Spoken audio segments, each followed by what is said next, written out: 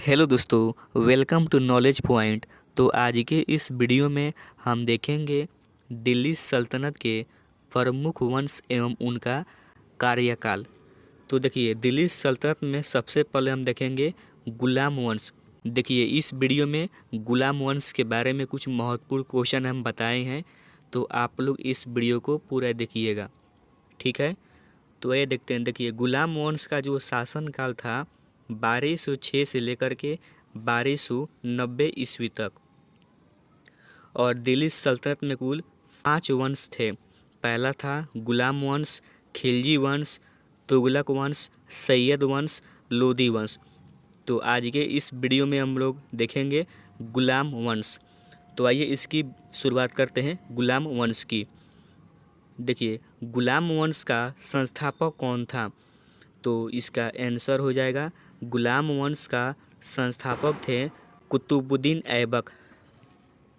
गुलाम वंश का संस्थापक थे कुतुबुद्दीन ऐबक। नेक्स्ट क्वेश्चन है, गुलाम वंश की नींव कब पड़ी? तो गुलाम वंश की नींव पड़ी थी 1206 ईस्वी में। भारत में तुर्की साम्राज्य का वास्तविक संस्थापक कौन था? तो इसका आंसर हो जाएगा कुतुबुद्दीन ऐबक। भारत में तुर्की साम्राज्य का वास्तविक संस्थापक कहा जाता है कुतुबुद्दीन ऐबक को। नेक्स्ट क्वेश्चन है, कुतुबुद्दीन ऐबक अपना राज्य अभिषेक कब किया? तो इसका आंसर हो जाएगा 24 जून 1206 में कुतुबुद्दीन ऐबक ने अपना राज्य अभिषेक किया था। नेक्स्ट क्वेश्चन है, कुतुबुद्दीन ऐबक ने अपनी राजधानी कहाँ बनाई? तो इसका आंसर होगा लाहौर। ऐबक ने अपनी राजधानी बनाई थी लाहौर में। दिल्ली की गद्दी पर बैठने के बाद कुतुबुद्दीन ऐबक ने कौन सी उपाधि धारण की? तो देखिए, दिल्ली की गद्दी पर बैठने के बाद कुतुबुद्दीन ऐबक ने 2 उपाधि धारण की थी, मलिक और सिपह सालार। नेक्स्ट क्वेश्चन है, कुतुब मीनार की नींव किसने डाली? तो देखिए, कुतुब मीनार जो कि दिल्ली में स्थित है और इसकी नींव डाली थी कुतुबुद्दीन ऐबक ने। दिल्ली का कुवल उल इस्लाम नामक मस्जिद किसने बनवाई थी? तो इसका आंसर हो जाएगा कुतुबुद्दीन ऐबक ने। दिल्ली का कुवल उल इस्लाम नामक मस्जिद बनवाई थी कुतुबुद्दीन ऐबक ने। अजमेर का 2.5 दिन का झोपड़ा नामक मस्जिद किसने बनवाई थी? तो इसका आंसर हो जाएगा कुतुबुद्दीन ऐबक ने। दिल्ली के किस सुल्तान को लाख बख्श कहा जाता है? तो इसका आंसर होगा कुतुबुद्दीन ऐबक को। कुतुबुद्दीन ऐबक को दिल्ली के सुल्तान को लाख बख्श कहा जाता है। लाख बख्श का क्या अर्थ होता है? तो देखिए, लाख बख्श का अर्थ होता है लाखों के दाता, यानी कि लाखों में दान देने वाला। नेक्स्ट क्वेश्चन है, ऐबक का क्या अर्थ होता है? तो ऐबक का अर्थ होता है चंद्रमुखी। नेक्स्ट क्वेश्चन है, कुतुबुद्दीन ऐबक का सहायक सेनानायक कौन था? तो इसका आंसर हो जाएगा कुतुबुद्दीन ऐबक का सहायक सेनानायक थे इख्तियारुद्दीन मोहम्मद बिन बख्तियार खिलजी। नेक्स्ट क्वेश्चन है, प्राचीन नालंदा विश्वविद्यालय को किसने ध्वस्त किया? तो इसका आंसर हो जाएगा बख्तियार खिलजी ने। दिल्ली सल्तनत युग की राजभाषा कौन सी थी? दिल्ली सल्तनत युग में राजभाषा थी फारसी। नेक्स्ट क्वेश्चन है, गुलाम वंश के किस शासक की मृत्यु और कब चौगान खेलते समय घोड़े पर से गिर जाने के कारण हुई? तो इसका आंसर होगा 1210 ईस्वी में कुतुबुद्दीन ऐबक की मृत्यु हो गई चौगान खेलते समय। नेक्स्ट क्वेश्चन है, कुतुबुद्दीन ऐबक को कहाँ दफनाया गया? तो इसका आंसर हो जाएगा लाहौर में। कुतुबुद्दीन ऐबक की समाधि है लाहौर में। नेक्स्ट क्वेश्चन है, कुतुबुद्दीन ऐबक का उत्तराधिकारी कौन था? तो इसका आंसर हो जाएगा आराम शाह। कुतुबुद्दीन ऐबक का उत्तराधिकारी था आराम शाह। आराम शाह का शासन कितने दिनों तक रहा? तो इसका आंसर हो जाएगा सिर्फ 8 महीने। आराम शाह का शासन था सिर्फ 8 महीने। आराम शाह की हत्या करके दिल्ली की गद्दी पर कौन बैठा? तो इसका आंसर होगा इल्तुतमिश 1211 ईस्वी में। इल्तुतमिश का पूरा नाम क्या था? तो इल्तुतमिश का फुल नाम था शमसुद्दीन इल्तुतमिश। नेक्स्ट क्वेश्चन है, इल्तुतमिश किसका गुलाम था? तो इल्तुतमिश गुलाम था कुतुबुद्दीन ऐबक का। नेक्स्ट क्वेश्चन है, इल्तुतमिश कौन था? तो इल्तुतमिश कौन थे? तो इसका आंसर होगा तुर्किस्तान के इलवरी तुर्क। इल्तुतमिश के पिता का क्या नाम था? तो इल्तुतमिश के पिता का नाम था इस्लाम खां। नेक्स्ट क्वेश्चन है, कुतुबुद्दीन ऐबक ने अपनी पुत्री की शादी किसके साथ की थी? तो इसका आंसर होगा इल्तुतमिश। कुतुबुद्दीन ऐबक ने अपनी बेटी की शादी इल्तुतमिश के साथ कर दी थी। लाहौर से राजधानी को स्थानांतरित कर दिल्ली किसने लाया? तो इसका आंसर होगा इल्तुतमिश। इल्तुतमिश ने लाहौर से राजधानी शिफ्ट करके दिल्ली लेकर आया। नेक्स्ट क्वेश्चन है, वह पहला तुर्क सुल्तान कौन था जिसने शुद्ध अरबी सिक्के जारी किए? आंसर इल्तुतमिश शुद्ध अरबी सिक्के जारी किए। नेक्स्ट क्वेश्चन है, इक्ता प्रणाली किसने चलाई? तो इसका आंसर होगा इल्तुतमिश। इक्ता प्रणाली चलाई थी इल्तुतमिश ने। कुतुब मीनार का निर्माण किसने करवाया? तो देखिए इसका पहले भी क्वेश्चन आ चुका है। देखिए कुतुब मीनार की नींव डाली थी कुतुबुद्दीन ऐबक ने और इसका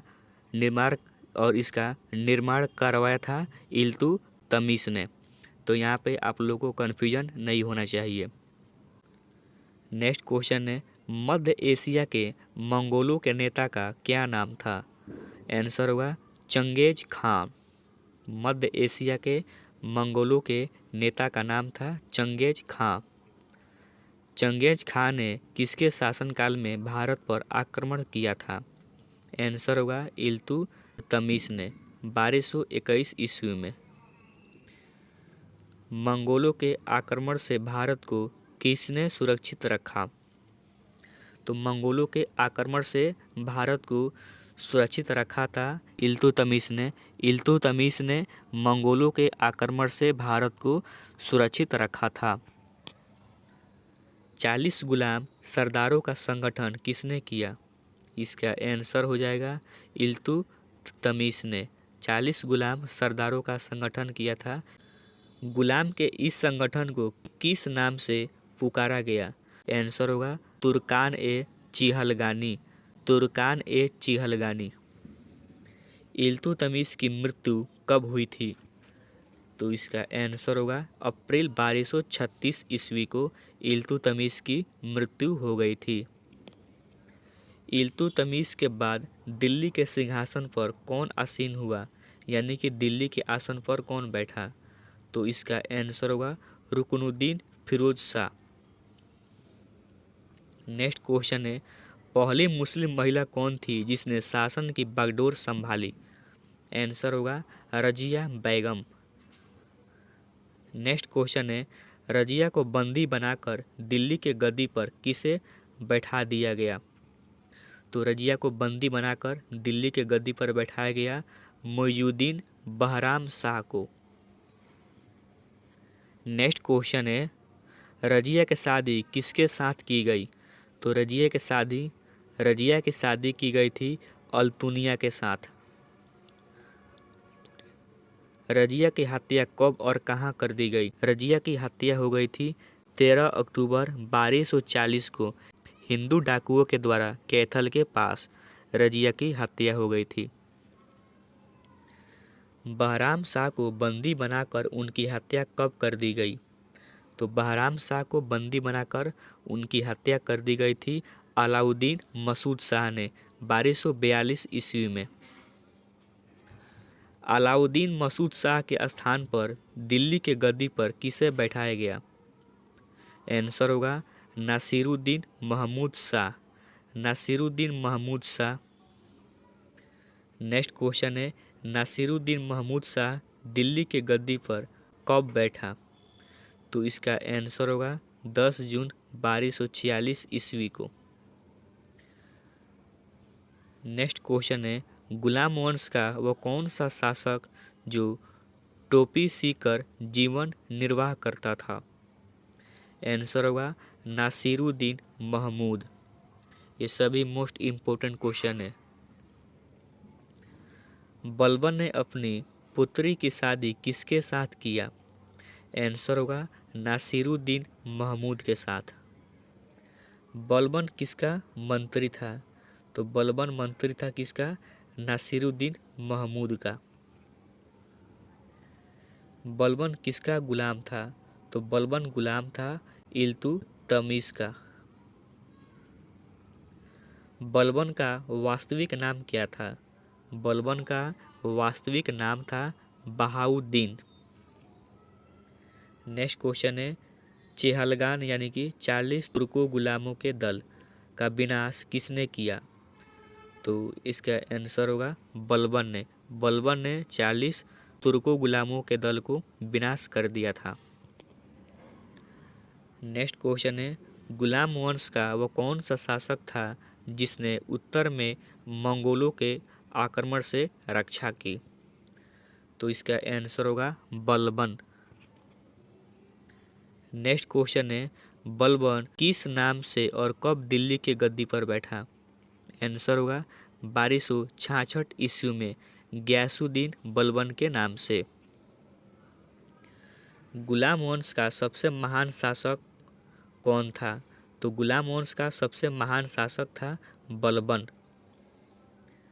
राय दरबार में सिजदा और पैबोस की प्रथा किसने चलाई?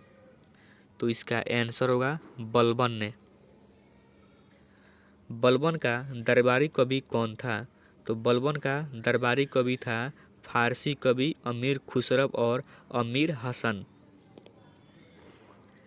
नेक्स्ट क्वेश्चन है, बलबन का सेनापति यानी कि दीवान ए आरिफ कौन था? तो बलबन का सेनापति था इमाद उल मुल्क। नेक्स्ट क्वेश्चन है, बलबन की मृत्यु कब हुई? तो बलबन की मृत्यु हो गई थी 1287 ईस्वी में। गुलाम वंश का अंतिम शासक कौन था? तो गुलाम वंश का अंतिम शासक था शमसुद्दीन। नेक्स्ट क्वेश्चन है और गुलाम वंश का ये आखिरी क्वेश्चन है, और जितने भी इस वीडियो को पूरा देखा है उन लोगों से गुलाम वंश के बारे में एक भी क्वेश्चन नहीं छूटेगा। तो अंतिम क्वेश्चन है, गुलाम वंश के बाद दिल्ली सल्तनत पर किस वंश के शासकों का अधिकार हो गया? तो इसका आंसर होगा खिलजी वंश। तो हम लोग नेक्स्ट वीडियो में पढ़ेंगे खिलजी वंश के बारे में। तो ऐसे ही इंटरेस्टिंग जीके क्वेश्चन के लिए आप इस चैनल को सब्सक्राइब कर सकते हैं। तो मिलते हैं अगले वीडियो में। जय हिंद, जय भारत।